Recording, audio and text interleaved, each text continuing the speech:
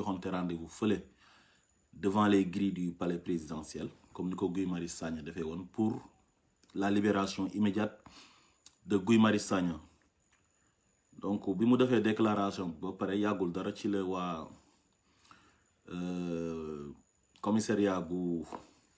Tivaouane ndax moom Tivaouane la dëkk ñëw arrêté ko à son domicile. Donc loolu la quoi, il a été arrêté à son domicile hier par les policiers donc de Tivaouane. Voilà, ñu ngi nuyu ñëpp di leen ziar bu baax a baax. Lamzo Manga maa ngi lay ziar, j'aime bien tes lives grand, force à toi. Merci Lamine. Di nuyu Assane DG Diagne, Birama Diop, di leen ziar bu wér, di kontaan ci yéen. Donc tey ci loolu lañ fas yéene waxtaane, di leen ñaan rek ngeen partager vidéo yi su ko defee ñu ñëw waxtaane le cas de Ardo Gningue parce que dafa nekk koo xamante ni nit ñi des nañ ko xam quoi, comme ni ñu xamee ñeneen ñi ay Guy Marius Sagna ak yeneen mouvement yi nga xam ne comme Y'en a marre ñooñu nga xam ne xam nañ leen tey jii suñ leen arrêté rek dañuy dominer actualité bi quoi, réseaux sociaux yi dañ ciy wax, rajo yi di ci wax, télé yi di ci wax. Donc moom nag amul aura boobu noonu quoi. Donc suñu si noppee rek mën nañ ko jël yóbbu ko paquetage boole ko ak voilà ay centaines de personnes dans une même chambre te xam ngeen ne loolu tamit day métti ci moom trop te moom vraiment ci xeex bi la bokk te waruñ ko daal seetaan daal. donc lu tax nag ñu arrêté ko moom lañ leen bëgg a tegal su ko defee après ñu jël ki nga xam ne moom xam na ko bu baax muy Pape Omar depuis Suisse, li alxuraan wax ne wa shahida shahidun min ahliha. donc ki nga xam ne moom moo ko xam am ak moom de très bonnes relations di jokkoo ak moom téléphone. donc kooku la ñuy jël après ci kanam su ko defee mu wax ñu kan mooy Ardo Gningue donc ak ban mouvement la bokkoon avant muy créer mouvement gilet rouge bi, parce que gilet rouge bi gis nañ ne c'est un mouvement boo xamante ni il n'est pas vraiment très connu xam nga. donc moo tax Ardo ba tamit il n'est pas très connu par les Sénégalais, moo tax ñu tey ñu bëgg ko jàppale defal ko benn live rek faire sa promotion su ko defee Sénégalais yi mën ko jàppale ñu boole combat bi yëpp def ko benn xam nga. su ko defee yàlla dimbale ko mu génn fu mu nekk foofu noonu. combat bi nag ku nekk mën nga nekk ci situation yi nga xam ne ci la Ardo nekk nii instant bii nii, parce que dañoo am ak affaire un régime de bandits boo xamante ni bëgguñ kenn ku leen critiquer seen yu bon yi ñuy def, seen dérive yeeg yooyu bëgguñ kenn ku ko dénoncer. donc ba tax na à chaque fois rek da ngay exposé wu, à chaque fois ñu ñëw jël si la yóbbu la kaso. loolu moo dal Guy Marius Sagna, dal yeneen i victime Macky Sall yëpp nga xamante ni tey jaar nañ kaso ñu libéré leen. donc kon ñu tegal leen Ardo Gningue man damay juum rek parce que tur bi comme turu pël la sant bi nekk sant séeréer moo tax su ma ne Ardo rek damay bëgg a wax ba bi quoi di juum. kon ñu tegal leen ko ngeen déglu. activistes yi ñoo leen bëggee ñëpp ñu joxante rendez-vous fële si gris palais yi pour exiger la libération de Guy Marius Sagna.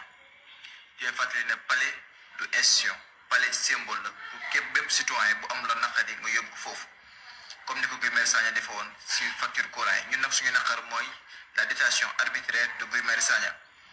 duñ ci seeti préfet, duñ ci def communiqué, duñ ci def conférence de presse. ku ko war a yëg nag duñ ko yëg, duñ joxe heure bi, duñ joxe date bi. merci beaucoup.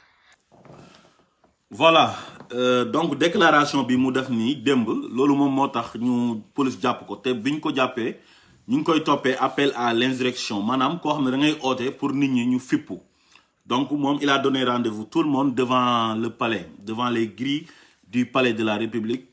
pour ñu def li nga xam ne moom la Guy Marius Sagna defoon pour exiger sa libération immédiate. donc actuellement mu ngi DIC, division des investigations criminelles. defe naa ne képp koo xamante ni jël nañ la jàpp la transféré la DIC xam nga ne kon lu ñu lay toppee nar nañ ko jël aggravé ko. te xam naa ne moom bu ñu koy inculpé moom dinañ ko dóor ay chef d'inculpation yu ngand parce que xam ngeen ne Sénégal moom justice amu fa. donc justice bi c'est la justice de Macky Sall moom moo leen di manipuler képp koo xamante ni tu es contre Macky Sall dañuy fexe ba jéem la jàpp tëj la kaso donc loolu moo dal Guy Marius Sagna actuellement moom mi nga xamante ni Macky Sall daf ko considérer comme son ennemi jël ko jàpp ko tëj ko arbitrairement mu nekk loo xamante ni tey jii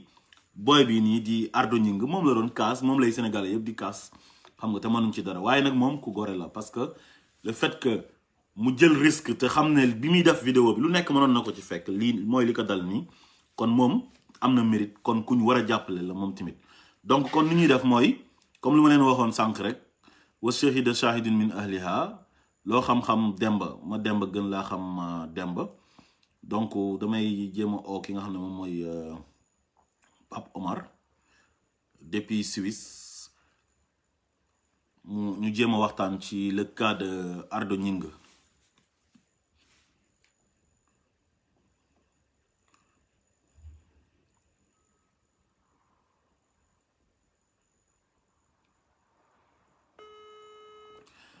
di leen ñaan ngeen partager maximum vidéo bi mes amis partager leen live bu baax a baax su ko defee ñu au Pape Omar depuis Suisse donc waaw Pape Omar maa ngi lay nuyu. waaw frère ziar naa la bu wër. waaw gars yi su fekkee yéen a ngi dégg Pape Omar bu baax ngeen wax ma. waaw asalaamaaleykum di leen wax asalaamaaleykum di leen bëggee yéen ñëpp te di leen jox seen wàccuwaay. man la Pape Omar Dia. waaw yow dégguma la maa may dégg. waaw maa ngi lay dégg bu baax a baax. waaw maa ngi lay dégg bu baax a baax. ziar ñu nekk ci panel bi yéen ñëpp di leen jox seen wàccuwaay. di leen dalal di wax dégg naa waxtaan bi wax nga lu am solo nag si booy bi. waaw. ndax booy Ardo dafa doon ndaw. bokk ak ñun Sénégal nekk ak ñun si suñu Sénégal. dëgg la. nekk ndaw choisirul dara ngir combat bi. booy bi lu ñu fàttali ko moom moo créé mouvement Mon pays va mal. Mon pays va mal waaw boobu daan naa ko dégg. bi mu ko créé waaw mouvement bi Mon pays va mal mu génne benn slogan génne les gilets rouges. les gilets rouges waaw. créé les gilets rouges. yàgg na si mouvement bi di ci xeex. te ñi ñu njëkk téye moom ñoom Guy Marius Sagna ak ñoom Karim bi ñu njëkk jàpp moom Ardo moomu si la bokkoon si ñu njëkkoon jàpp. waaw mooy avant ñuy dem ci giri palais bi. waaw avant ñu dem si biir ci giri palais bi bi leen jàppee ak ñoom Karim ak ñoom Leuz ak booy yëpp moom si la bokkoon. dëgg la. booy bi il a eu des problèmes avec sa propre famille. ndax bi mu créé mouvement bi ñu wane ko mu yegg si podium bi di wax bi mu ñëwee booy bi da nga ko génne seen kër. à cause de mouvement bi nga xam ne moom la créé. à cause de mouvement bi muy def ak xeex bi muy def. maanaam seen waa kër ñoom ñoo d'accordul ci xeex bi nga xamante ni moom lay xeex. voilà xeex bi muy xeex neexul woon seen famille génne ko si gàlle bi. dëgg la. waaw léegi nag bi nga ko génnee si gàlle bi mu am ay problème fi mu dëkk ak yooyu yëpp. depuis loolu man ak moom doon nañu déggante ma ne ko mais dellul sa famille mu ne ma mënuma dellu ndaxte nee nañ foog ma bàyyi combat bi te combat bi man ni ma si mel ak ni ma si déterminé dafa doon sama àdduna.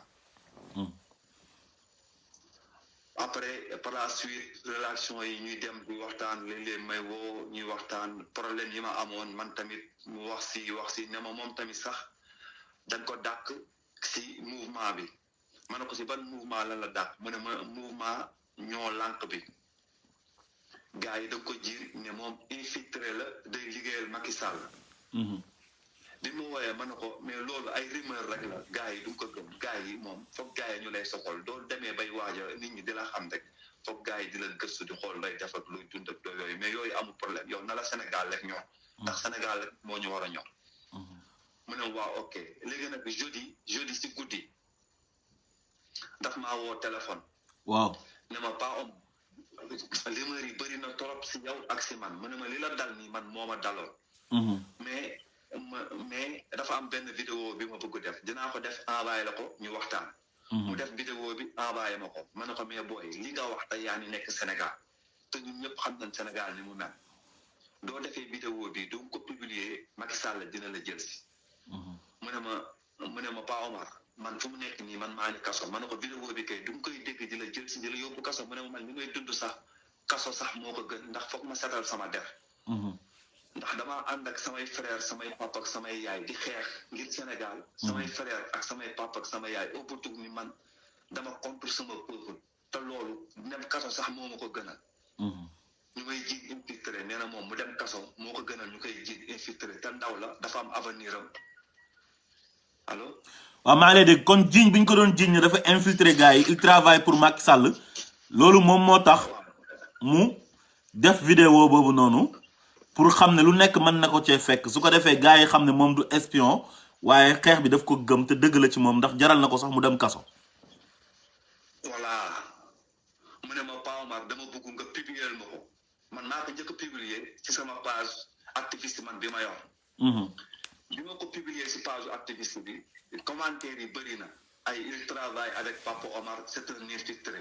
mais li may wax rek ku nekk ci combat bi nga engagé wu ngir dëgg te Sénégal rek ñor ko yàlla moo lay àtteeg ak ñi lay accusé nekk ay fausse profil parce que ñi ñu jaxase ñëpp ay fausse profil na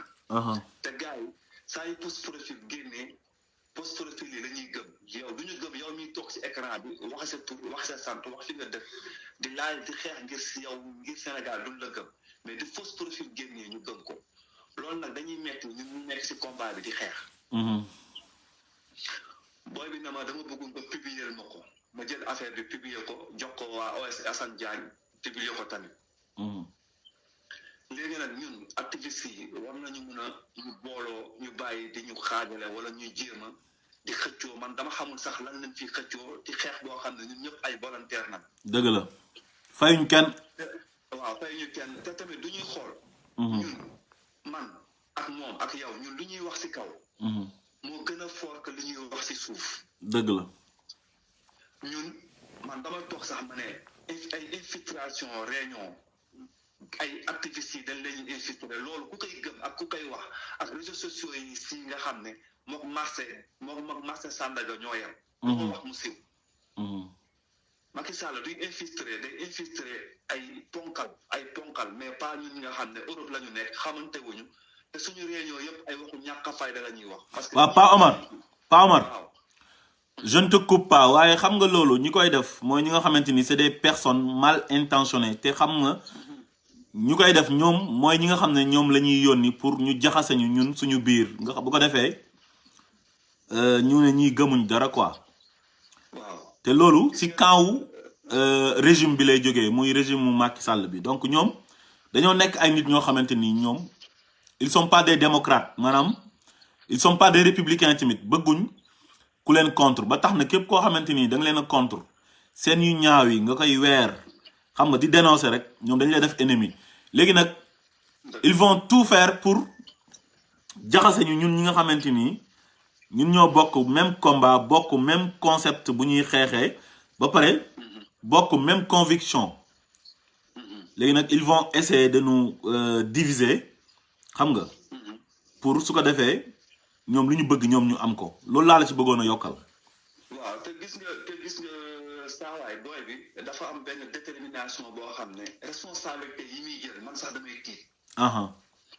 gis nga fàllu bu bokk ñoo lànk sànq rek déggante nañ après naa la envoyé numéro nga dugal ko ci live bi parce que bëgg na wax ci booy bi. waaw nee na booy bi décision yi muy jël gis nga bi ñu songee waa Tivaouane booy bi dëkk Tivaouane ay dara moomu di def affaire yi songu waa Tivaouane. booy bi il était le seul bu jël position. gis nga même sax affaire Guy Marius Sagna bi dem palais du xalaatu Guy Marius Sagna booy bi moo ko njëkk wax ci seen réunion yi ne palais la ñu war a dem. mooy kan mooy Ardo mi ñu jàpp nii.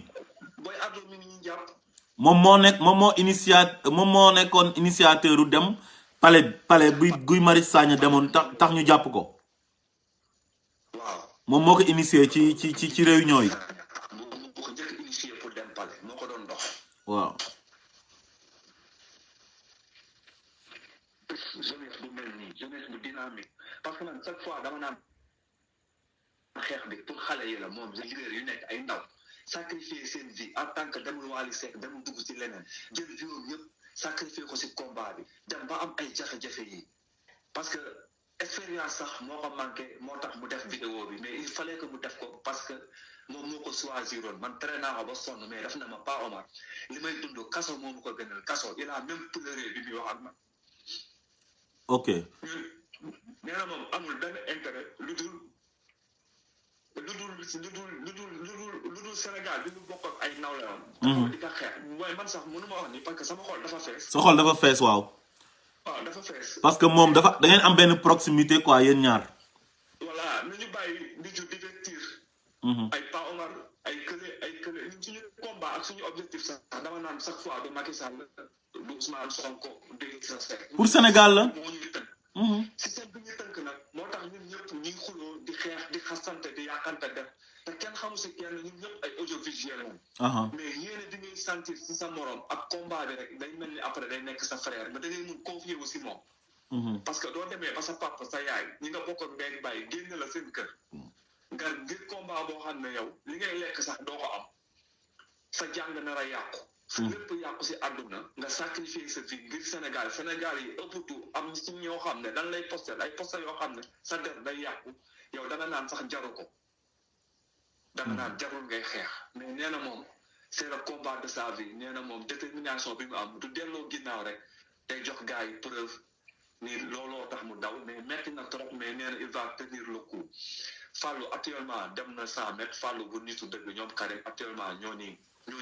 pour xool situation nan lay demee ñun ñoo ni dox ay suuf pour wutal ko ay avocat ñoo ni woo ay avocat si suuf ngir taxawu ko. di wax gars yi ñun ñëpp nañu partager vidéo bi ñu xeexal ko si réseaux sociaux yi pour mu bañ a am safaan bu ñaaw wala mu nar a am way bu ñaaw si combat bi parce que ñun ñëpp benn nan lii man mun na ma dal mun na la dal mun na dal keneen ak keneen. parce que ñun ñëpp on n'est pas à l'abri fii ñun ñëpp on est en danger parce que sujet ñii laal yëpp dafa sensible. kon di wax rek ni booy bi dafa déterminé si combat bi Aïdara songee waa Tivaouane booy bi moo ko doon défendre booy bi moo jëloon initiative pour dem palais. booy bi moo organisé moo pays va mal moo organisé les gilets rouges bi mu organisé les gilets rouges ba pare dem bokk si ñoo lànk gars yi da nga ko xeex ne ko infiltré nga génne te ki ka xeex. mooy kii poste nit ñi tudd Tidiane Seck poste ma woon ni man Macky Sall laay liggéeyal poste woon ni man Ousmane Tounkara daf ma jox dama war a taal kër Aliou Sall yooyu yëpp ñoom ñoo ko def. léegi nag publication boobu ñoo lànk gis. ñu posté ma ko ak ñu posté ko seen réunion bi waa ñoo lànk defoon ak tamit ki posté woon Aïda booy genn bi bokkoon ñoo lànk te jàppoon ko si manifestation bi flyers yi après waa 7TV invité ko ne gars yi xool tamit lan moo tax mu bàyyi si mouvement ñoo lànk bi lan moo tax ñuy génne gars yi nga xam ne dañuy am détermination si mouvement yi di xeex ñu leen si rocc nànk pour mettre leen à l'aise parce que Adja tamit bu ñoo lànk dafa gedd te kenn waxu si ñun activiste yëpp kenn waxu si li tax mu gedd nag man dinaa si def live sama prochaine sortie reeral tamit booy bi tamit lan moo tax ñu génne ko ak man tamit lan moo tax ma génn si groupe activiste yi ñu delluwaat ñun ñëpp ñu reconnaître suñu erreur ñu viser suñu objectif wax naa ko ba ñu viser suñu objectif ñu xeex ngir suñu Sénégal rek problème mu Pape Omar ak tamit Morgan man ak suñu problème personnel la mun nañ ko régler man ak moom suñu problème ci suuf bañ ko boole ci problème bi ñuy xeex ngir Sénégal. ndax yow ak sa frère da ngay nekk si kër gi di xeex di xuloo du añ jotee ñu ne la demal woo sa frère ngeen ñëw bokk añ bi doo paree attaaya jox ko doo leen continuer ngeen xuloo seen xeex. man noonu laa ko gisee Sénégal mooy suñu booloo añ ñun ñëpp te ñun ñëpp si war a añ. dëgg la. kon nañu sàmm suñu booloo añ bi ba ci këpp suuf wala bi sama frère nan tey du ma ko woo añ. waaw c'est que foofu dogguma la tamit mais activistes yi ci seen bopp ñoom ñoo war a éviter ñu leen di mettre en mal quoi di leen jaxase parce que dafa am ñoo xamante ni division bi da leen di neex quoi te gis naa ay activistes yoo xamante ni ñu ngi saagante di yàqante der di jiñante di tamante ay dëmm te man pour man jaru ko gis nga c'est l'union qui fait la force mbooloo mooy doole xam nga te su fekkee dañuy xeex loo xamante ni nekkut lu yomb muy le changement du système boo xam ne moo fi nekk depuis 1960 depuis bi ñu amee indépendance ba léegi donc ñu koy xeex volontairement léegi xaaram àggale tuuti ñu koy xeex volontairement te xeex boobu noonu ñun kenn fayuñu ci xaalis parce que xam nañ ne opposé wu dafa métti surtout opposé wu ak nguur goo xam ne moo yore doole ji xam nga ba pare dafa saay-saay donc loolu nekkut lu yomb dañ koy def volontairement ba pare di ko def ci risque te loolu yëpp lu ko waral mooy patriotisme kon dañoo bëgg histoire retenir suñu tour ëllëg bu changement amee combat bii nii ñuy xeex bu aboutiré lu ñuy xeex nii bu aboutiré ba am réussite ñun danañ bokk ci ñi nga xamante ni participer nañ ci changement boobu noonu muy changement wu système bi loolu laa bëggoon a wax. yaa may dégg. waaw maa ngi lay dégg. waaw donc xam naa dañuy wax rek ban appel ngay lancé pour ñu dimbale booy beeg yooyu noonu taxawu ko parce que instant bi moom xam naa ne gars yi moom dinañ ko déférer donte man vidéo bu mu def man gis naa ci erreur parce que tamit luñ koy toppee tamit après mën na nekk loo xam ne dëgg la parce que soo toogee def vidéo na ñu ngi jox rendez-vous ñëpp palais donc dañ naan yow da nga bëgg a dem tu n'es pas de bonne foi da ngay dem pour songu palais beeg yooyu noonu yaa ngi comprendre donte sax bu ñu demee appel bi dafay nekk loo xamante ni violence du fa am quoi parce que tey gis nañ Guy Marius Sagna bi muy dem palais yorul arme ak ñi mu àndaloon yoruñ dara dem téye giri palais bi ñu jàpp leen tëj leen ci kaso bi te dañ doon manifesté wu te manifestation gis nañ ne kenn ku nekk am nga ci droit parce que constitution bi moom moo ko mayee te waxul ne fii nga war a manifester wala fële nga war a yem ak yooyu noonu def na la sur toute l'étendue du territoire xam nga yaa ngi dégg léegi nag man ma bokk ci xeex bi nag du tax tamit nit lépp lu mu def rek ma ne ànd na ak yow xam nga xeex tamit dafa am nu ñu koy defee mais soo tëbee tëb rek jël benn vidéo nga def ko nga ne waa ñu ngi jox rendez-vous ñëpp buntu palais xam nga loolu tamit da ngay xam ne dañ lay jàpp te wax nga tamit lu tax moom mu def loolu parce que dañ ko doon nekk di ko wax lu nekk di ko taxé de tous les noms naan ay dafay infiltrer gars yi ay espion la Macky lay liggéeyal ak yooyu mu bëgg a prouver nit ñi ne moom liggéeyal ak Macky def mbir boo xamante ni moo tax ñu jàpp ko te loolu man wax dëgg yàlla sama dëgg rek laay wax su ma doon moom loolu du ma ko def parce que soo tëbee rek def benn vidéo lancer benn appel xam nga ñoom loolu dañ lay wax na la da ngay def appel à l'insurrection maanaam da ngay oo nit ñi pour ñu fippu surtout devant le palais donc loolu c'est une erreur nañ wax suñuy waxante dëgg rek ñun ñëpp ñoo bokk combat bi xam nga mais am na beneen façon xeex boo xamante ni mën nañ koo xeexee bo yeneen stratégie yoo xamante ni jarul di dévoiler ak yooyu noonu. waaw xam nga les erreurs ça te fait avancer dans la vie. waaw xam nga bi Marius Sagna demee Guédiawaye ñëpp dañ ne erreur la. waaw. moom tamit xëy na. non man bu Guy Marius Sagna bi man jàpp ma ne erreur la de man bu Guy Marius Sagna bi jàpp ma ne erreur la parce que Guy Marius Sagna moom affaire bi même bu fekkee ñoom dañ ko prémédité sax ñoom dañoo bett gars yi. xam nga ku nekk rek ak tamit ni ngay gisee yow mun nga gis bu Guy Marius Sagna bi du erreur gis bu Ardo bi erreur la gis bu keneen ki gis bu Guy Marius Sagna bi mooy erreur bu Ardo bi du erreur parce que ñun ñëpp dañuy wax naan du ma fekkoon Sénégal man tamit damay dem palais. waaw ñëpp man ñii dama ko doon wax dama naan du ma fekkoon Sénégal damay dem palais ndax Guy Marius Sagna du ma gën a gore. dañoo yàgg woote loolu na ñun ñëpp dem ndax ñun ñëpp ñu dugal ñu ci kaso yi ndax kaso yi fees ñun ñëpp dañ doon def appel boobu. waaw di wax rek gars yi fii soxlawuñu di wóolu nit wala nit ki ni mu mel nañu xool nit ki li muy wax.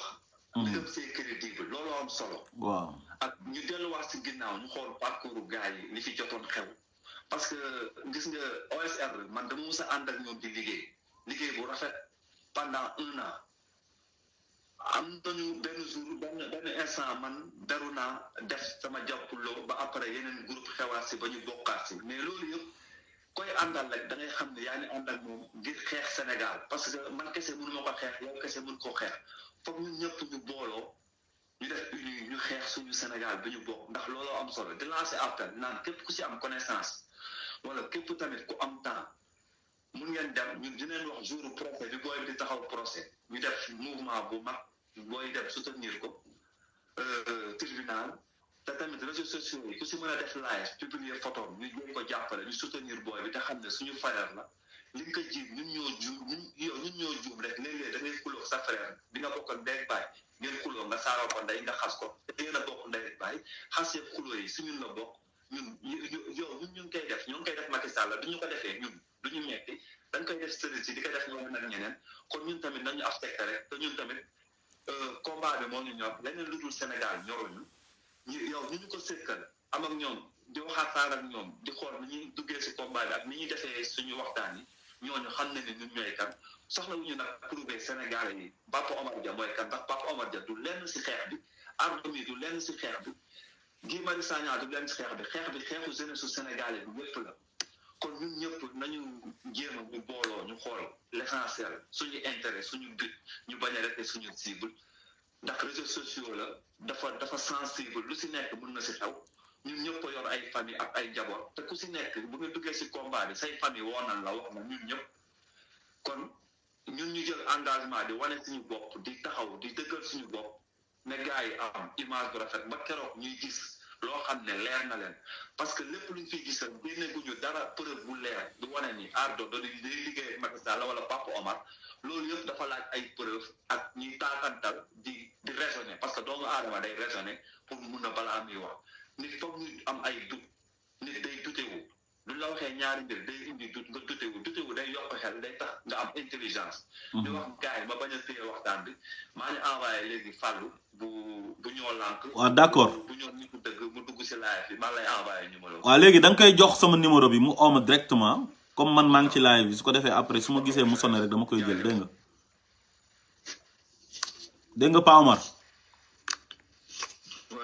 ma ne da nga koy envoyé sama numéro WhatsApp bi ngay waxee ak man nii su ko defee moom mu ooma directement ma jël ko quoi.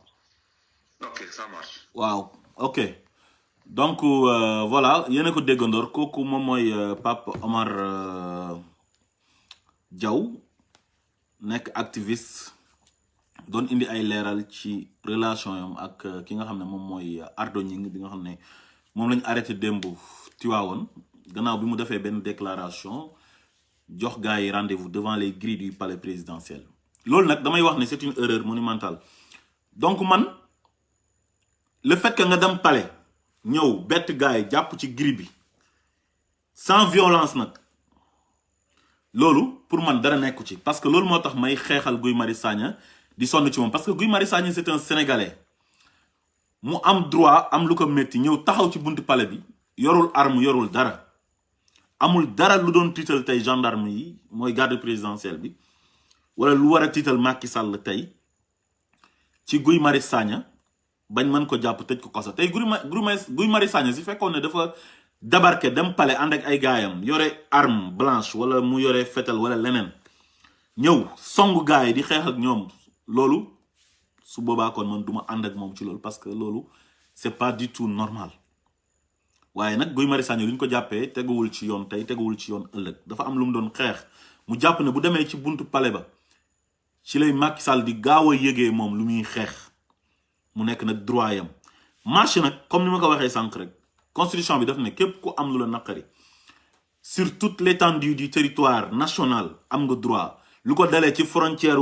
Mali ba muy Kidira frontière Mauritanie ba di Rosso frontière Gambie ba di Karang xam nga fu la neex ba ci buntu palais ba ci buntu ministère yi buntu hôpital yeeg yépp fu la neex man nga faa dem nga taxaw manifester ce mécontentement wane ne man je suis un citoyen sénégalais am na loo xamante ni gis naa ko te ànduma ci dama koy dénoncer dama koy déplorer donc loolu c'est un droit boo xam ne constitution bi moo ko mayee donc kon Guy Marius Sagna bu jógee ànd ak ay nitam te armé wuñ defuñ dara tey bu ñu amoon benn tey état boo xamante ni dañoo tolérant xam nga am benn justice bu indépendante boo xamante ni tey nekkul ne dañ maanaam exécutif bi moo koy manipuler ku noonu defe naa ne Guy Marius Sagna ba léegi mu ngi këram ku noonu du dem sax kaso maanaam garde à vue rek ci lay yem wala ci jour boobu noonu ñu dégager leen ñu jógee ci buntu palais ñu dem seen yoon parce que tey mooy ni ma ko waxee yoruñu woon arme yoruñu woon dara donc nag cas yi du benn bokkul ak le cas de Ardo parce que Ardo moom su fekkoon dafa def comme lu Guy Marius Sagna def yeewu benn jour rek bett gars yi moom it dem yorul arme yorul dara xam nga dem jàppandu ci buntu gris bi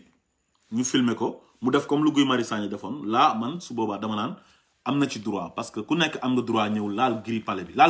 loolu dara nekku ci. am na ñoo xam ne sax dañuy romb foofu ci buntu palais bi ñëw taxaw photo wu ak les gardes rouges loolu gis nañ ko ba tàyyi man yàgg naa romb foofu devant le palais gis ay nit taxaw di photo wu ak garde rouge yi di photo wu ak gendarme yeeg yëpp kon palais bi nekkut loo xamante ni Macky Sall moo ko moom mais palais bi Sénégal moo ko moom képp koo xamante ni tànn nañ la jiital la nga nekk le président de tous les Sénégalais dañ naan la palais bii mooy sa kër dénk nañ la ko pour nga toog fi ba sa mandat jeex donc kon palais bi war a ñoo aaye nit ñëw taxaw foofu noonu wala ñëw laal gris bi tant que nekkoo koo xamante ni xam nga da ngay menacer ordre public bi wala nga menacer garde rouge yi wala président bi wala dara donc Ardo nag moom li mu def dafa def vidéo lancer appel ne ñu ngi leen di jox rendez-vous buntu palais donc loolu gars yi nu leen neex lañ koy interpréter nu leen neex lañ koy interpréter su leen neexee ñu ne Ardo il n'est pas de bonne foi dafa bëgg a dem coup d'état Macky Sall wala dafa bëgg a dem song palais bi mën nañ ko kii loolu parce que dañ ne am na lu muy préparé donc moom demagul xamuñ ndax day yóbbu arme blanche xamuñ ndax day yóbbu pistolet xamul ñan lay àndal xamul nit ñi buñ ñëwee lan moo fa mën a xew donc le fait que mu lancé appel def appel bi rek dugal ko ci réseaux sociaux yi loolu ñoom tamit dañuy jël seen ay précautions dem arrêté ko wax ko ne ko yow da ngay def appel à l'insurrection maanaam da ngay oo nit ñi pour ñu fippu te boo ootee devant le palais ñëpp mën nañoo génn lu nekk mën na faa xew loolu moo tax arrestation bi am waaye nag dañuy demander rek clémence xam nga ci justice sénégalaise bi xam ne donc voilà erreur moom elle est humaine quoi ku nekk da ngay juum àdduna ku dul juum amul te nit ku nekk ci li nga liggéey rek ci ngay def erreur donc moom am na mérite Ardo parce que génne nañ ko seen kër ndax xeex bi muy xeex ni parce que seen waa kër d'accorduñ ci parce que Sénégal dafa am ñoo xam ne duñ bëgg seen doom dugg ci yooyu parce que risque yi ci nekk mooy ñu jàpp la kaso waaw Ardo arrêté nañ ko mu ngi prison sa yaay sonn sa papa sonn sa nijaay yi jóg sa frère yi sa sœur yi ñoom loolu lañ ci bañ moo tax dañuy tere ngay nekk di xeex ak nguur di opposé wu xam nga di bokk ci yenn mouvement yoo xam ne chaque jour yow yaa ngi exposé wu ci ay risque dem kaso wala dara loolu rek moo tax parents yi bëri di bañ loolu donc mérite bu mu am nag jaral na ko moom mu am ak seen waa kër problème ñu génnee ko xam nga mu génn seen kër ndax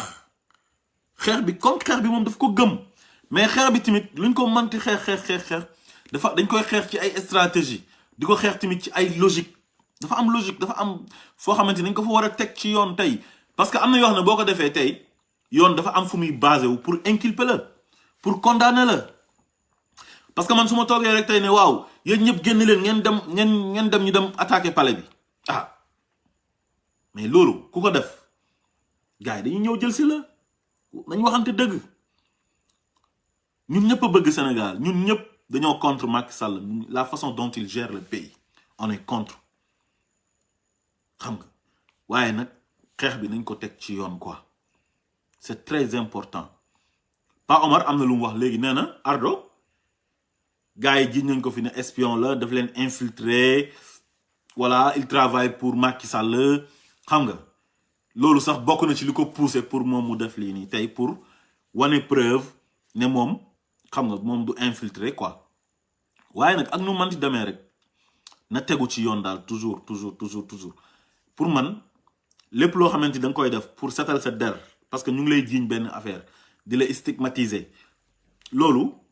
mën nga def teg yeneen stratégie pour wane na yow tu n'es pas comme ça tu es de bonne foi da nga gëm xeex beeg yooyu noonu mais pas ngay def appel à l'insurrection parce que gars yi loolu boobu lañ koy njëkk a dóor boobu lañ koy njëkk a inculpé bu demee nag ba jàkkaaroog procureur dinañ ut yeneen yoo xam ne danañ ko teg buñ koy condamné tamit danañ ut yeneen yi ñu ko ci yokkal affaire yooyu noonu xam nga mën nañ ko jiiñ sax ne ko yow da ngay def voilà appel à la violence ak yooyu noonu wala incitation à la violence yooyu yëpp mën na ci nekk parce que moom daf ne nañ songu palais bi rek nañ dem ñu ngi leen di jox rendez-vous devant le palais loolu rek la wax waaye su fekkoon nag ma répété waat ko la répétition est pédagogique dafa jóg moom en personne dem rek def comme lu Guy Marius Sagna defoon bett gars yi téye palais bi libéré Guy Marius Sagna là suñ ko ci jàppee dinañ ne jàppuñ ko ci yoon comme li ñuy kaasalee Guy Marius Sagna di condamner arrestation arbitraire bu Guy Marius Sagna bi noonu lañ koy defee mais nag xeex bu nekk dafa am yoon dafa am stratégie te képp koo xamante ni tamit juum nga ci li nga xam ne moom la ñuy yëngatu nañ am courage wax la tamit dangaa juum dara nekku ci parce que ànd boo gis waxante dëgg dafa neex daal ci ànd yëpp donc kon Pa Omar envoyé na ma numéro fàllu bi léegi xaaral ma essayer pour xool ba xam ndax ndaa ko mën a jot su fekkee jot naa ko mu dugal ko pour ñu am waaw asalaamaaleykum. waaleykum salaam. waaw sëñ Fallou na nga def. maa ngi sant ba. mbaa yaa ngi ci jàmm. allo. ma ne mbaa yaa ngi ci jàmm. ñu ngi sant bu baax alhamdulilah. waaw Hadj Abdallah la bu OSR dañ doon def benn live sur le cas de Ardo Gningue. léegi Pape Omar jox ñu sa numéro pour ñu waxtaan ak yow. nga wax ñu daal mbir mi nu mu demee. waaw yaa ngi en direct ci OSR ci live bi. waaw sëñ bi maa lay nuyu Abdallah bu baax a baax. bon di wax ni Pape Omar jot na ma léegi je lui ai expliqué que ni actuellement li nga xam ni moo dal suñu frère Ardo. ñu ngi ciy waxtaan pour xool voilà les tenants et les aboutissants yan xalaat lañ ci war a am ak yan décision lañ ci war a jël moo tax léegi bi ma waxee rek ma ne ko c'est pas le moment pour dugg ci live di wax maa ngi ciy jéggalu. waaw di wax ni aussi comme da nga nekk en direct te statué gu ñu dara ci kaawu Ardo. waaw donte man léegi ci matin bi dem naa gis ko. waxtaan nañ. bon mu ngi ci jàmm comme li ñu mën a wax. waaw xam nañ ni Sénégal moom injustice yi dafa bari. mais pour le moment mënaguma ci ku prononcé wu carrément parce que dañ nekk ci collectif boo xam ni moom Ardo lui-même en fait partie. il faut ñu waxtaan pour xam nan lañ ciy demee ak nan lañ ci war a waxee parce que yaa xam nga ni collectif bu taxawee. discipline d'organisation. day baax ci lépp loo xam ñu ngi koy génnee suñu gémmiñ rek di ko communiquer. envers les Sénégalais et partout dans le monde mu doon loo xam ni lu jaar yoon. dafay am règlement intérieur quoi. wax ci quoi. waaw. voilà. donc man dama bëggoon rek nga ñëwal ma ci comment ça s'est passé arrestation beeg yooyu noonu nu mu demee woon bañ jël ko yóbbu ko dig. waaw bon ñun liñ ci am comme info rek mooy def na benn vidéo. woon na Sénégalais yi ne leen képp koo xam ni ñu arrêté gii neexu la na ngeen jug ñu ànd dem fam la mu defoon ñu poser les mêmes actes. te yaakaar naa ni loolu man à mon avis dara garaawu ci parce que loolu moo war bépp Sénégal fi yow mi may interroger man miy wax ak Sénégalais yi ñuy déglu yëpp li ñu war mooy jug ñun ñëpp dem buntu palais taxaw ko ne Macky Sall pacifiquement nag ne ko carrément 2 poids 2 mesures duñ ko nangu suñu réew mënul nekk ci réew mi ñu fal ko démb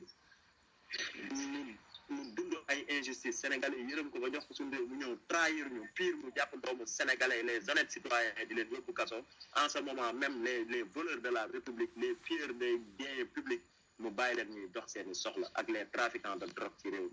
mi loolu nag j'interpelle tous les sénégalais surtout les familles religieuses de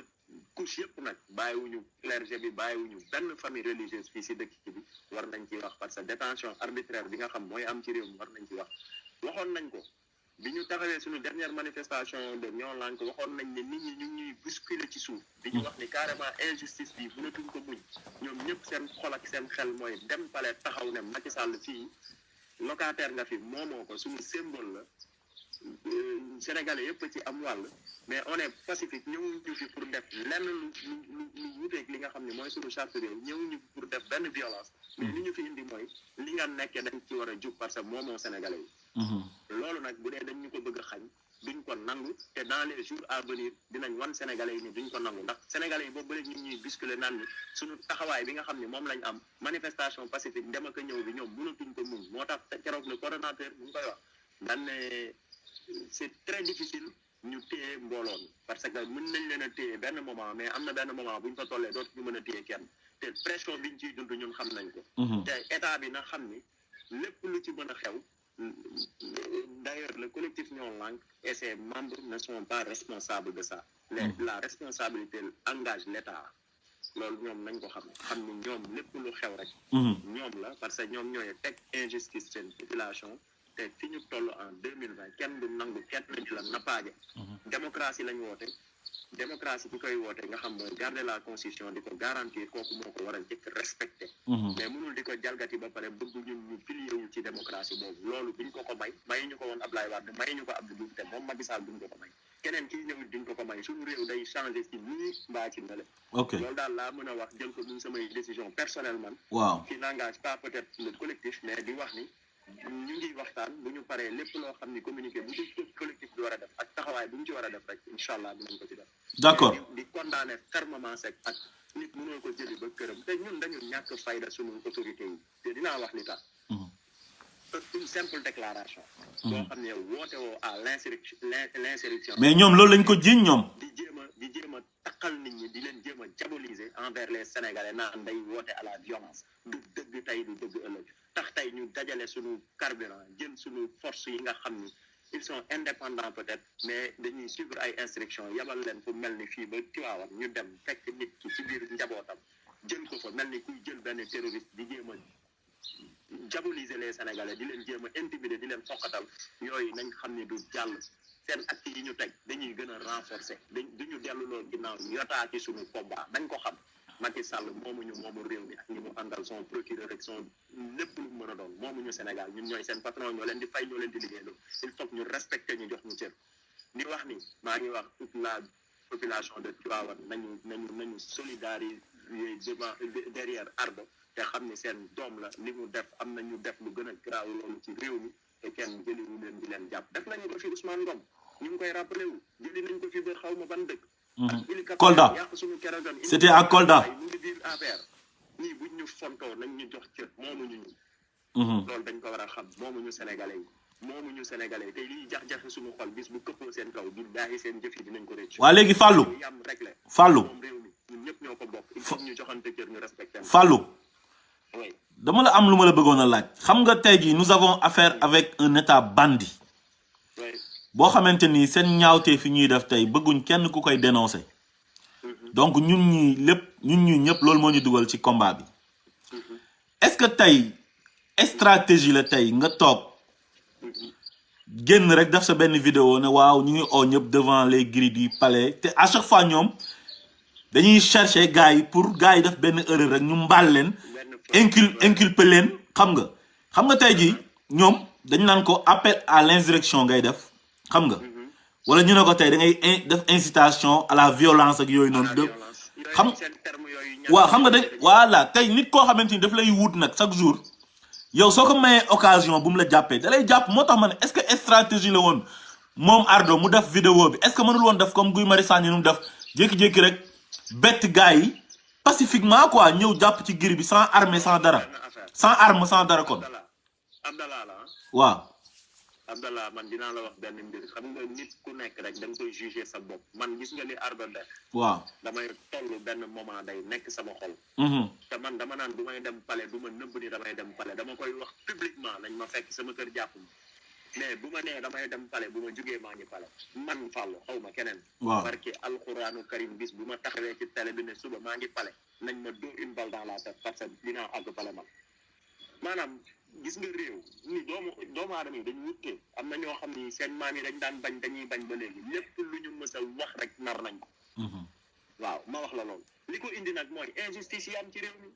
mënuñu nekk ci réew mi di gis di n'importe quoi ñu ñuy ray ak ay palais kenn du fa dem waa APR demuñu fi escalader les grilles du palais fan lañ mujj 1 mois lañ leen ci tëj 1 mois yi sax dee ko dégg ah. mais nii bu ñu yàpp nit ñi Sénégal ñoo ko bokk te liñ def buñ defoon lañ war a def kenn du fi taxaw di def vidéo naan damay dem palais dinañ fay ñun liggéey suñu liggéey parce que tey suñu politiciens yi dañu tardel Sénégal ñoom rek ñoo tardel Sénégal ci seen jëfin seen intérêt bopp seen intérêt personnel rek ci dañuy xëy di ci gont loolu mënatul wéy la jeunesse la taxaw gis nga dañ toll ci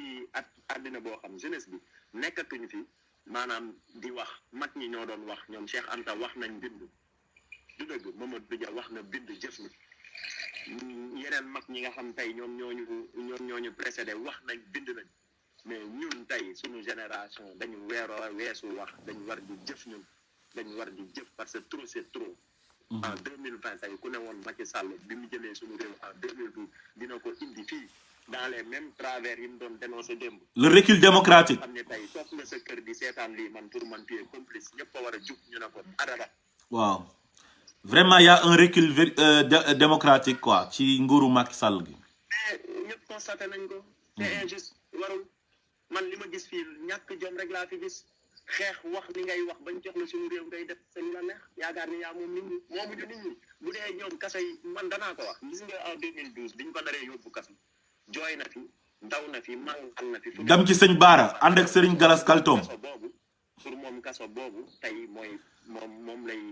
xoqatalee nit ñi te xamul li xew tey nga xam ni képp ku mu dugal kaso tey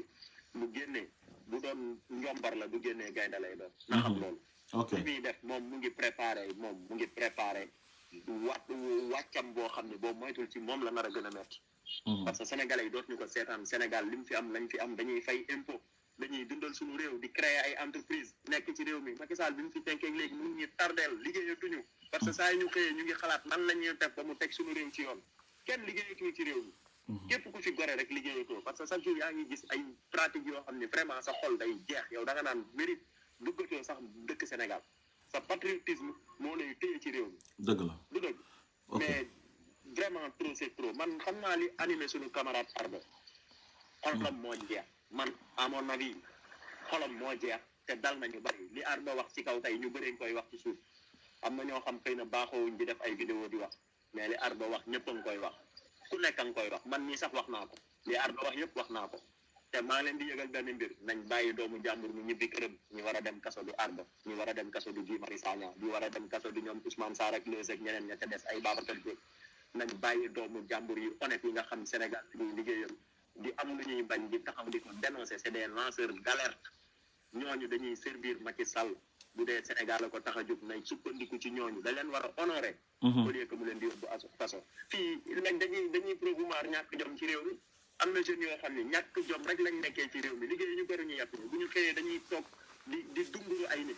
ñoo xam nekkuñu ci dëgg sàcc alalu réew mi lañ fi nekkee ñu leen di dunguru pour am lu ñu yóbbu seen kër mais de grâce Sénégal nañ ko defar ñoo ko bokk ñoo ko moom loolu laay lancé les Sénégalais di wax tam aussi waa diaspora nañ gën a tolérant envers ñi nga xam ñoo nekk ci réew mi di xeex te xam ni ñi fi nekk metti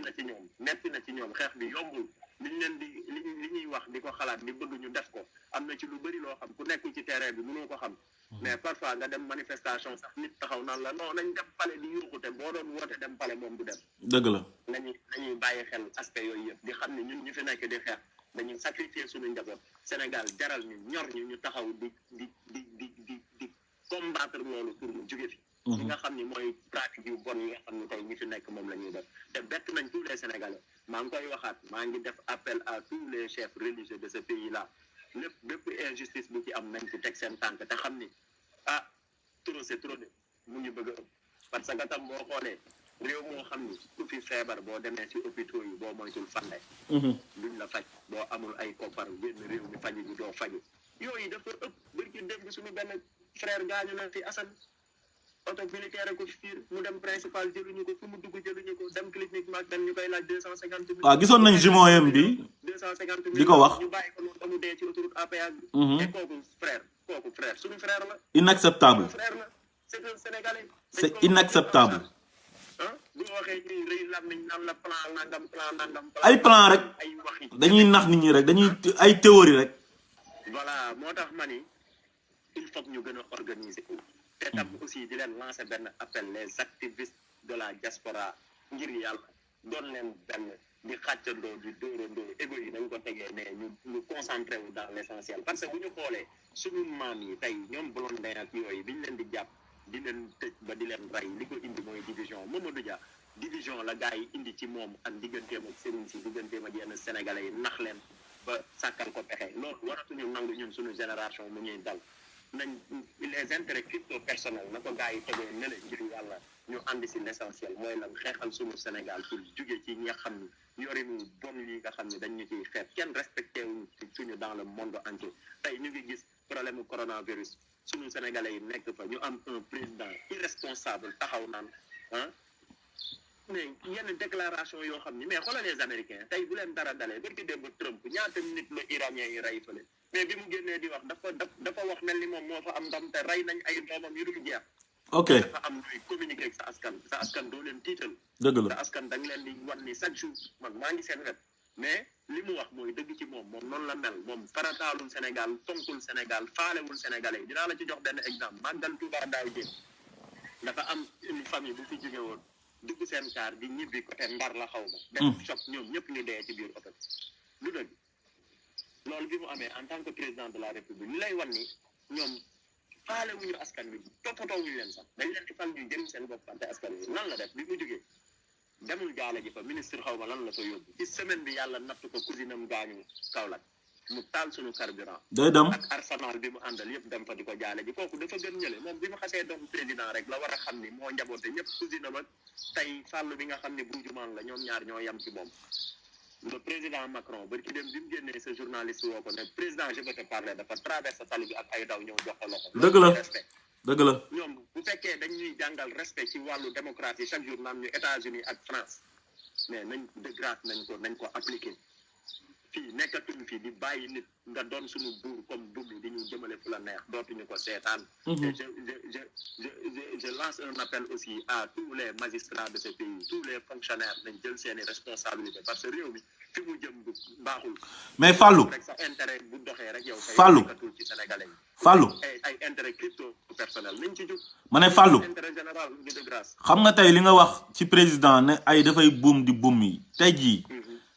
maanaam majorité sénégalaise bi la plupart des sénégalais tey ñu ci ëpp dañoo gëmul dara ñoom ñoo koy encouragé ci li muy def nii gis nga tey dañuy waxante dëgg rek gis nga askan wu nekk njiit bu ñu mérité rek moom la ñuy am ñun dañoo bëri ñoo xam ne dañoo gëmul seen bopp bëri ay naa fekk bëri ñoo xamante ni dañuy gis nit di def loo xamante ni du dëgg pour seen intérêt personnel ñu koy encouragé ci li muy def te moom pourtant loolu moo tax mu am fit à chaque fois rek muy poser ay actes yu ko neex te daf koy réussir lu mu bëgg a def daf koy def parce que dafa am ay naafeq yu nekk derrière le président de la République lu mu bëgg a def ñu ne ko baax na lu mu def ñu ne ko baax na di ko wan ne ko tu n'as pas droit à l'erreur yow waroo def erreur. Sénégalais yi itam aussi dafa am nu ñu mel Sénégalais yi duñ dem ba sës ci combat te suñu njiit yi xam nañ ko suñu njiit yi dañuy xam ne ñun bu ñu yuuxu bu paree ñu bàyyi parce que tam ñi yuuxu amuñu ay moyens boo yuuxoo ñaari yoon ñetti yoon après yow sa da ngay tal sa bopp du dëgg comme nit ñi di jaayante chaque jour muy jaayante di dem kaso ñu koy jàpp di tëj di def lu ñëpp ko mën parce que nit ñi dañuy xëy di régler seen bopp moo tax il faut ñu dajaloo en force ñun ñëpp unir suñuy doole mën a xeex bi teg suñuy égo loolu rek moo ñu mën a dimbali ci xeex bi parce que tam Sénégalais yi dañu gis ni chaque jour dafa am nit ñoo xam fii dañuy xeex yuuxu ba ñu xam leen ñu démarqué wu yooyu itam day tax Sénégalais yi boo leen wooyee ci benn non loolu intérêt crypto personnel bi moo koy def rek. voilà intérêt crypto personnel. am na ñoo xam ne ñoom dañuy yuuxu rek pour président bi oo leen dénk leen dara. voilà am na ñoo xam sax état oowul leen benn nit bu nekk ci état rek moo leen di woo ci benn restaurant jox leen benn weccit après mooy loolu. na la ñëwal jàppale président. voilà moo tax dafa am lu am gis nga un activiste wala koo xam da ngay xeexal sa réew ñu la mën a tuddee da nga war a indépendant da nga war a am. da nga war a constant di teddal sa bopp. loolu bu fekkee am na rek yu bëri diñ ci mucc. j'appelle encore à tous les combattants de la liberté ñu boole suñu doole doon benn. ok teg égo yi tey boo ñëwee Sénégal mouvement bi nga xam moom naan ñoo lànk ñi ko wër di toog ci table bi ay mouvement lañ yoo xam mosuñoo jaaroo taal ñii dañ daan wax jëm nii ñii wax jëm nii te ñu ngi jéem a fédéré loolu kon nit ñi nañ bàyyi di diaboliser yenn mouvement yi te ñu ànd dans l'essentiel fii ku ci nekk am nga sa fóotum biir te bëggoo kenn génnee ko du dëgg. waaw li am solo mooy li nga xam ne moom combat de principe bi nga xam ne moom lañ seq muy fexe ba suñu réew tegu ci yoon nañ ci concentré wu man loolu laay woowaat à tout un chacun. ok ñu xam ne combat bi du ay feeñ télé combat bi du ay média combat bi du loolu nit a ngi si suuf di def combat di def liggéey bu am solo te kenn musu ko gis ci média. dëgg combat bi liñ soxla dafa bari dañ soxla ay combattant ci terrain bi am ay xalaatkat soxla ay lépp lañ soxla loolu nag buñ ko soxlaa il faut ku ci nekk nga ñëw lépp loo mën sa doole sa xam-xam sa courage lépp loo am nga dugal ko ci bu ko defee combat bi mën a jëm kanam man loolu rek laa leen di wax. ok Fallou kon maa ngi lay gërëm di la sant léegi nag laataa ma lay bàyyi dafa am kenn koo xam daf la poser benn question muy l'ange gardien sage. oui. nee na Fallou. dis-nous que va faire Ñoo Lank sur cette arrestation de Ardo. voilà loolu laa la doon wax ci léegi nii xam nga mënoo jiitu paaka ci mbaram. Ñoo Lank structure la boo xam man de damay wax sama dëgg rek maa ngi ci biir. te li ma nekk ci biir di ko gis bokkul ak lañ ma daan wax ci biti avant ma ciy tàbbi. li ma ci tàbbee li ma fa gis man xam naa ni li ma fa gis lu dëggu la te démocratie moo faaw. ñu ngi waxtaan di xool nan lañ ci war a statuer parce que tam boo doonee benn structure bu yor Ñoo Lank sénégalais yi bañ ñëpp di leen bàyyi xel saa yi ñu wootee mbooloo mi génn balaa ñuy wax dara war nañ ko réfléchir toog sur la table ba déggoo ko ne nii lañ ci war a doxee te gis naa ni Ñoo Lank bàyyiwuñu Ardo man bi ma xëyee dem naa fa suñu camarade Ousmane Wade dem na fa démb suñu avocat dem na fa ak suñu beneen sœur Antoinette sénégalais yi ñun ñi nga xam ni ñoo bokk Ñoo Lank ak ñi ci bokkul te bokk ci mouvement bi ñu ngi dem di taxawal Ardo li ci des mooy ñun ñu ngi waxtaan bu ñu waxtaanee ba déggoo ci nii lañ war a tëralee mbir mi nii lañ ko war a xeexee dinañ ko communiquer ñëpp jot ci incha allah. ok d'accord kon Fallou ñu ngi lay gërëm di la sant di rafetlu participation bi am na solo lool. merci voilà kooku mooy Fallou bokk ci mouvement Ñoo Lank donc voilà ñu ngi koy gërëm di ko sant bu baax a baax donc Fallou dafa am benn point bu mu laal sànq ma bëggoon ci éclairer nit ñi bu baax a baax parce que daf ne Sénégal gars yi maanaam seen xeex ñu ci bëri dañuy yëngatu rek coow ni pour président bi oo leen wala koo xam ne jege na président bi oo leen pour se faire un nom après voilà ñu dem rejoindre nguur gi donc Sénégal moo bindewoon noonu tey bu ngeen gisee Macky Sall am fit tey di def du n'importe quoi moog ay xaritam nga gis tey corps de contrôle yi di leen épingler mu leen di protéger day xam ne du mujj fenn Sénégalais yi duñ def dara tey jii ñi nga xamante ni ñoom ñooy bañkat yi tey matuñ sax 10% ci population bi matuñ 10% ñu ci bëri dañuy neutre ne waaw comme Macky Sall daal lañ dénk réew mi ñun dañ koy bàyyi rek na def lu ko neex voilà bu élection jotee buñ ko fi mënee jëlee ñu jëlee ko fi quoi ñun dañuy xaar daal alternance am quoi xam nga wala damay xaar ba élection jot ma sanctionné ko élection Macky Sall bu ko neexee kenn du ko ci gagné même 2024 bi ñuy wax naan ay def ci bokk ak du ci bokk même bu ci bokkul c'est lui qui va organiser les élections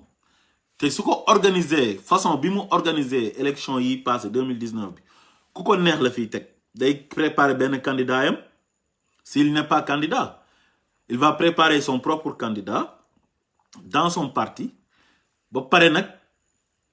sàcc élection yi comme ni mu ko sàccee 2019 organiser ko nu mu ko neexee parce que Macky Sall dafa téye Sénégal nii ci loxoom moog Aly Ngouille Ndiaye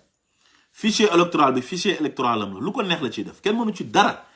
parce que kenn du wax kenn mënu lu ko tus Macky bi mu nekkee fii ba léegi acte yu mu bëgg a poser yépp daf ko poser rapport de force yépp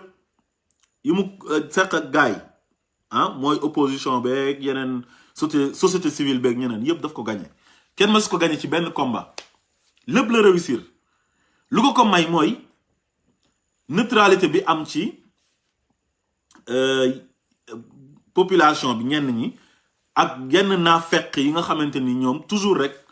lu ñuy bëgg mooy ku nekk président rek yow lañ ñëw ànd ak yow di jaayanteeg yow di la wax na la doo moromu gars yi li nga fi def kenn def ko pour leur propre intérêt maanaam intérêt crypto personnel boobu noonu ak ñàkk waxante dëgg bi ak jaayante bi ak naafeq gi loolu majorité bi dafa nekk ci ñoom ak ñi nga xamante ni ñoom dañ naan non man ànduma ci ni muy doxalee mais ñemewuma xeex parce que bu ma xeexee mën naa dem kaso ñu dañuy ragal léegi moom loolu yëpp daf kaa xam nga tey jii am na yenn réew yoo xamante ni comme li Macky Sall di def nii lu ko neex def ku ko neex jàpp ko neex tëj xam nga lu mu bëgg a def ko am na président yoo xam ne ñemewuñ loolu tey buñ koy def ci jour boobu la ñuy daanoo Macky Sall toog na fi defoon na lu ko neex mujjul fenn toog na fi promettre ñu nañu il va faire 5 ans au lieu de 7 ans parce que Ablaye Wade dafa changé waat constitution bi dem assemblée nationale dindi 5 ans bi defaat ko 7 ans te loolu c'est anticonstitutionnel léegi moo tax man su ma faloo du ma def 7 ans mais 5 ans laay def parce que 5 ans boobu moom lañ voté woon ci constitution wu 2005 bi de 2001 bi kon autant pour moi mu dig ñu ko di ñu kall-kallee dem ci xam nga partout dans le monde di ko fa wax ci rencontre yi solennelles yëpp ay Union africaine ay CEDEAO Nations Unies sax fu ne gars yi applaudir ko mais oh non lii moom c'est du jamais vu quoi un président africain élu pour 7 ans mu wax ne il va réduire son mandat def ko 5 ans oh loolu moom ñu ngi koy soog a gis waa ji toog ba mu neex ko mu xam ne 5 ans yi fu mu nekk nii mu ngi waaj a jeex te dafa bëgg nguur nitam yi mu àndal di ko influencer naan ko non waaye yow daal 7 ans lañ la fale toogal def 7 ans léegi 2 ans yooyu rek tax mu ñàkk crédibilité am xam nga loolu ku ñàkk jom ak ku am lu koo xam ne amoo looy jomb rek yow yaay doxalee noonu maanaam wax dara ba pare te doo ko def gis nga ku gore dëgg su xasee ba wax dara lu métti daf koy def parce que wax na ko ba pare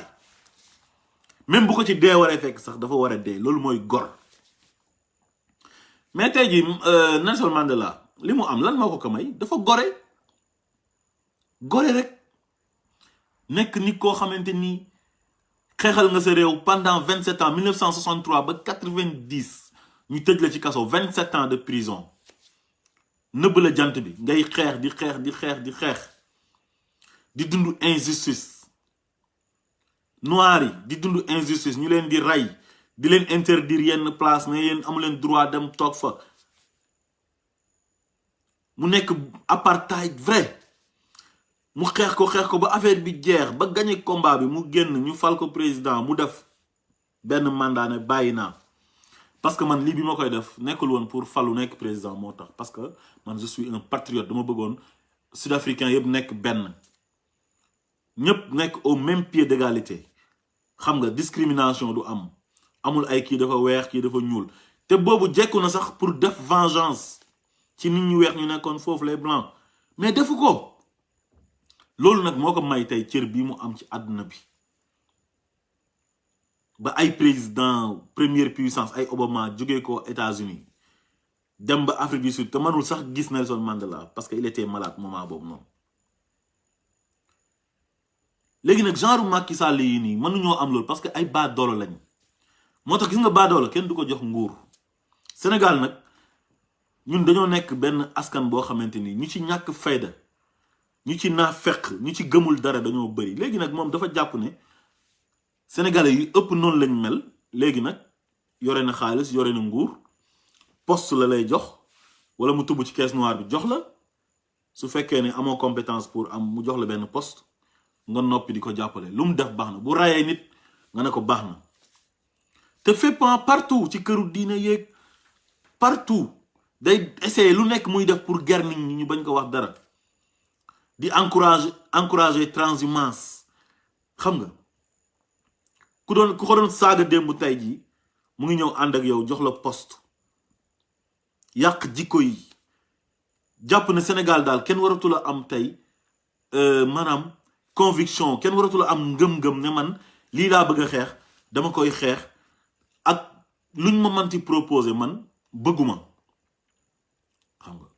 loolu tey jii nii Macky Sall daf ko installé Sénégal ba Sénégal dafa yàqu tey gëm-gëm amatut dara amatut allo oui allo maa lay dégg waaw maam da nga bëgg a participer xaaral ma dugal la waaw ñu ngi lay déglu maam acca allez-y voilà maa ngi nuyu ñëpp ñu nekk ci live bi donc Dine Ardo li mu def erreur de débutante la te faut pas que ñi nekk activiste di commettre genre erreur yooyu noonu wax naa ko sànq wax naa ko même dans les pays développés gilets jaunes yi ñoom bu ñuy manifester nga foog ne bu ñu waree dem taal ji Élysée dañuy tàggu Macron rek ñu ngi taal si Élysée donc faut pas commettre des erreurs pareilles tey mu wër la ne tamit Macky Sall dafa am ay nervis am na ay marron beige yi nga xamante ni pour génn mën nañ la faut pas que nit yi di mettre seen vie en danger faire bu nekk combat bu nekk il faut des stratégies te tey je pense que ñun ñu ci gën a bëri dañuy wax mais amuñu stratégie te même manifestation da ngay jàng ci ñi nga xamante ne dañu manifester réussir naka lañ def ban tànk la ñu jaar ak jàng étudier en même temps sa adversaire tey nit Sénégalais maîtriser wuñu Macky Sall moo leen maîtriser mais ñoom maîtriser wuñu Macky Sall Macky Sall day foo wax seen xel yi nu mu ko neexee te Sénégalais si boppam foo wax xelam moo yomb Sénégalais ngay ñëw taxaw ci kanamam ne ko man du ma sàcc mu ne ah kon yow yaay gëm yàlla kaay ma jox la dëkk ci wax rek parce que si parole la ñuy jugé nit ci parole rek waaw est-ce que mos nga gis muuma boo xamante ne yor na benn maire yi non parce que il faut nga mun wax il faut nga mun communiquer jàkkaarloog Sénégalais yi di leen wax lu leen neex ba ñu fal la nga def lu la neex ngay def waaw Macky Sall daf ñu nax da leen nax te day continuer waat di leen nax parce que Sénégalais si boppam une bonne partie ñoom nang leen wax lu leen neex kese boo ñëwee mel ni sama genre yi nga xam te ne tonaar rien à foutre dañ naan non kii de toute façon dafa réew te xam ne ku réew ko peut-être fi mu leen mën a génnee ak ki leen di fen fi mu leen di yóbbu bokkut tey il faut ngeen jàng seen adversaire tey boo ñëwee fii ngeen gis les plus grands manifestants en France kenn du leen jàpp kaso ñooñu bu ñuy dox dañu am sax code manifestation bi sax boppam dañ koy travailler affaire bi stratégie la ñu sax di nga boo leen gisee ñu nekk extrême droite di manifester ñoom ay groupe de 10 la ñuy doona dañuy yore seen kagul yoo xam te ne seen baat yi lañ koy tëyee doo xam sax ne kagul lañ yore xam nañu ban heure ak yan signe la ñuy defante ba def li ñuy def ba génn kenn mënu leen a jàpp kenn mënu leen repérer def nañ ko ba yenn saa yi dañuy collaborer rek ñi nga xam te ne Allemagne lañ nekk extrême droite bi nekk Allemagne bu ñu waree taal fii ñu nekk Allemagne ñoo ñëw taal ñoom bu waa Allemagne war a tàkkee ñu nekk fii ñooy dem taal mais ñoom ñëpp ci ay code dañuy waxante dañu sincère ci xeex bi ñuy xeex ñun lu ñuy xeex fii ñu ci gën a bëri gëmuñu dara Macky Sall bu leen kobosoon ne leen kaay leen ñu dem ñenn ñi dañu bëgg a nekk devant de scène pour mën a am ay militants bu ñu paree jaay ko parti au pouvoir wala pour am poste wala pour ñu proposer leen poste poste bi ñuy jooy noonu da ngay gis ku nekk fi kaaw bi ba échoué amul fi liggéey amul fi dara bëgg a tekki rek mu ne xaar ma dugg ci politique bi waaw tey ñu nekk ci politique bi yëpp xoolal ñu nekk ci seen politique bi yëpp naan dañuy politiqueal Sénégal ba ku ci nekk nag ñii ñu ngi ci parti yëpp nag laa ma parti bu nekk moo am ñi nga xam te dañuy recruter ay militants wu prostituée politique tey bu di lay ñun ñi mënuñu yar suñu bopp psychologiquement déjà de yar bi si boppam conscientiser mën a jóg te kenn du la cotiser na la demal manifester ngay def sa moyen yoo xamante ne moyen de port la ñu am moyen de communication boo xamante ne c'est fiable même ci Facebook bi sax da ngay gis même ñiy live sax pareil ku ci nekk mu ngi xool vues yi ñoom concours de vues la ñuy defatuñu concours pour xeexal Sénégal pour se faire un nom quoi amatul concours pour xeexal Sénégal concours de nombre de vues la ñuy xool na ma ñëpp toog di ma seetaan may wax lu neex nit yi pour siiw te boo ko xoolee au final loolu moo am suñu politique na ma ñëpp di seetaan may wax lu neex nit yi tey fii yéeg yéen a ngi wut ku leen di wax lu leen neex billaahi Sénégal du mës a avancer mètre te vous allez xoolee il faut en baver mais Sénégal dina métti boo xamante ne xam nga bi Assane Diouf doon saaga boobu métti guloon comme nii yokkuguñu woon courant bi yokkuguñu ndox mi ñu ñëw ba léegi nii gis nga ni vie bi ça devient de plus en plus cher ba pare on est pauvre mais on va devenir plus pauvre que pauvre parce que éco bii di ñëw jooyaguñu sax daf ñuy gën a appauvrir te non seulement da leen di gën a appauvrir te man lu ma gën a métti ci Sénégalais mooy duñu toog ba réfléchir si seen sort Sénégalais kañ moom pas sur notre sort Sénégalais chaque jour moom daf naan affaire bi moom sans stress la affaire bi neex na quoi non mais parce que duñu prévenir tey la gën a biir bi gën a métti tey ngay gën a taal sa Facebook gis ko sol yëre ba mu jekk ñëw taxaw naan man de dëgg-dëgg toj naa fi sama yëre rafet na ñun fa lañu toll suñu vie foofu rek lañ toll léegi nag à ce rythme là amuñu góor yu ñuy am nañu même bu ñu amee quelques góor yu ñuy xeexal on est arrivé à un stade à qui faire confiance parce que ñun ñëpp ñu ngi am na tellement que pour dire que le Sénégalais est lâche Sénégalais nga mën a fay nekk demal infiltrer ma aar lu ñu bokk mu infiltrer ko demal infiltrer ma ñoo lànk ñu infiltrer est-ce que xam nga ne ñag yi chacun a un prix quoi ku nekk am na njëg loolu la parce que am nañu njëkk est-ce que xam nga ne ñag yi si boppam ñoom ñiy manifester fii yëpp boo leen waxee Sénégalais ñu leen dañu lâche waaw amul benn Sénégalais bu ñuy teg devant la scène ne ko kaa ñu dem xeex ji de Ligue de défense des Africains dem na fi il y a une semaine et demie ambassade gis nga fa Sénégalais. amul benn Sénégalais ñoom keroog bi ma leen woowee bi ma taseex ñoom un jour ci manifestation di leen laaj ñu ne ma yéen Sénégalais yi ay Sénégalais ñoo amoon fii problème étudiant sénégalais affaire racisme ñoom ñu ñoo déplacé wu pour ñëw di leen défendre nee na ci cortège bi ñu naan Sénégalais de ma fac n'est pas raciste la France n'est pas raciste. yow yaa ngi woon nit mu jógee dëkk ba dëkk pour défendre la nga taxaw ci kanam naan ma fac n'est pas raciste la France n'est pas raciste ba consulu Sénégal ñoo def fa benn discours bu wane ne ñoom ils sont bien naka nga bëggee ñu toog di ñu défendre. doy na waar personne ne va nous défendre on est lâche. doy na waar c'est que daal ñun daal dañoo bëri ay lâche quoi. ca kaso bi kenn du ko fa génne parce que li ñuy wax la ñu gëmul. Aziz li ñuy wax la ñu gëmul yi nga Guy Marius Sagna bu yàggee ci prison yàlla ak ñun la tey bu ñëpp jëloon seen compteur courant dem résilier ko rek Guy Marius Sagna day génn suba soxla sax taal palais bi. ñu ne wala ñu ne duñ fay rek ku indil facture nga ne fayuma. mais xam nga boo fayulee xam nga fan la gën a grave boo fayulee dañ koy majoré. waaw ñu coupé la dañ lay coupé. une semaine Dakar dans le noir Macky Sall da leen di respecter force. et le monde entier va en parler parce que seen droit la. di nga droit de boycott boobu noonu. bu ñu ko jox accordé suñu bopp rek Aziz forcer le monde entier va en parler. parce que Sénégal dafa fu mu leen toll. mënu leen continuer di dundal multinationales yi nii gratuitement. Aziza maa ngi lay remercier bu baax a baax. Abdallah. instant bi ma accordé xam nga ça fait vraiment plaisir nañu jàppale suñu mbokk yi nekk ci kaso bi di souffrir daal loolu laa moom li may wax. waaw baax na maam merci. voilà kooku moo nekkoon soxna Mame Sène ñu koy gërëm bu baax a baax ci participation yi moom tamit voilà c'est une brave femme nekk koo xam ne c'est une battante yàgg na ci xeex bi te vraiment lu nekk daj na ko ci quoi donc li muy wax rek loolu la lâcheté bi daf ñu yàqal lu bari quoi xam nga ñàkk gëm dara bi gis nga dëkk il faut que ñëpp nekk benn am benn objectif bañ a xool benn intérêt bu dul intérêt dëkk bi loolu rek mooy tax combat bu ñu entamé rek dañ koy gagné Ardo nag dinañ ko jàppale parce que nit tamit bu bokkee ci yow bu defee erreur rek yépp da nga ko war a taxawu quoi jàppale ko donc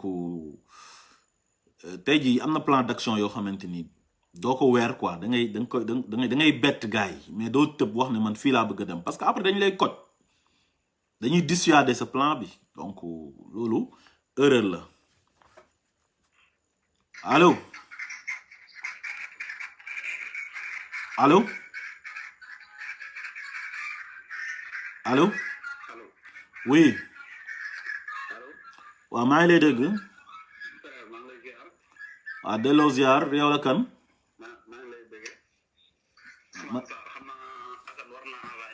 waaw présenté wul maa ngi lay dugal nga présenté wu après nga wax sa xalaat ci arrestation wu Ardo bi. waaw Ousmane Sarr nitu dëgg waaw. acca allez-y. ok.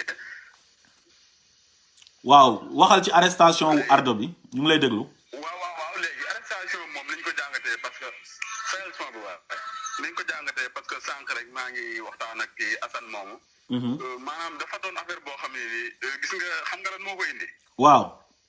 boo gisee mu lii yëpp am arrestation Guy Marius Sagna moo waral lii lépp te ñoom bàyyiwuñ ci xel parce que maa ngi ko wax ci benn live ma ne leen de. gis ngeen arrestation Guy Marius Sagna bi yéen a ngi koy xeeb mais Guy Marius Sagna lu mu gën a yàgg kaso maanaam mën na indi sax révolte. y aura d'autres arrestations quoi lu muy gën a yàgg kaso. d'autres maanaam lépp mën na indi sax lu la mën a indi sax taal réew mi parce que danger la Guy Marius Sagna di def ci kaso boo gisee maanaam yenn waxee parce que xoolal bi biñ ko jàppee ba léegi yenn yi fii am yu bëri temps li jàll daaw fi am. mais arrestation bii nii moo ko waral parce que nit ñi nag gis nga nit ñi instant dañu toll foo xam ne lépp ci Sénégal dañu xaw a xonet. léegi xonet boobu ñu xonet noonu ci arrestation bi mooy waral dañuy xalaat ne lépp loo xam ne nii buñ ko defee rek maanaam laal état bi wala dara rek dañ koy xalaat sax jéem a def. dañoo sës daal. dañoo sës.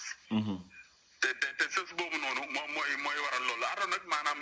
benn côté xaw na def erreur parce que xam nga nit mooy boo xeex ak moom doo ko woo téléphone ne ko. ku ñëpp xam foo jëm doo gaaw a àgg. ku ñëpp xam foo jëm doo àgg loolu laa wax ci début live bi Fallou duggee loolu laa wax Fallou. maanaam bu ñëpp xamee ne yow mii lii ngay def suba dañuy dem xaar la foofu noonu pour wala sax ñu teel la bala ngaa àgg foofu ñu arrêté la pour loolu du nga bañ koo def. très bien ba pare moom bi muy lancé appel bi moom dafa wax ne ñu ngi leen di jox rendez-vous buntu palais mais préciser wul wax ne bu pacifique wala dañuy dem taxaw devant mais xam nga ñoom buñ ko déggee dañ naan kon kii nii appel à l'insurrection lay def wala mu ne ñu ne ko léegi yow da ngay def incitation à la kii nii à la violence genre yooyu loolu lañ koy inculper parce que ñoom toujours ñoom ñu ngi lay wut ba pare yow nga leen di may porte boo xamante ni si lañ lay jàppee bi xam nga loolu erreur la. boo xoolee lu mel noonu xam nga jamono yële ci ginnaaw après élection 2019 yi boo seetloo la am demee élection yi daloon na Abdou Karim Gueye. waaw mooy bi mu jékkee-jékki dem fële oote place de l'indépendance. maanaam heureusement moom vidéo bi mu def da nga dégg na bi mu woote dane marche pacifique nag maanaam soxlawuñ ngàndaay soxlawuñ dara. voilà maanaam ngeen ñëw pacifiquement. voilà loolu boo ko préciser duñu la mënal dara. yaa ngi dégg.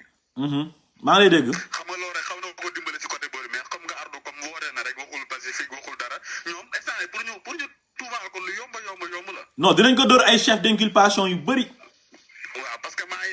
ngi dégg am ku wax ba ne xaw ma maître am lu wax ne risque de 3 à 5 ans nga xam ne gars yi maanaam instant ñi ngi xool bépp tuuma parce que du question ko gendarmerie Tivaouane ñoo police Tivaouane ñoo dem jëli ko mais ñoom ñoo yebal ay policiers yoo xam ni Dakar lañ jógee commissariat Plateau dem ba Tivaouane jàpp ko yóbbu ko commissariat Tivaouane après door koy indi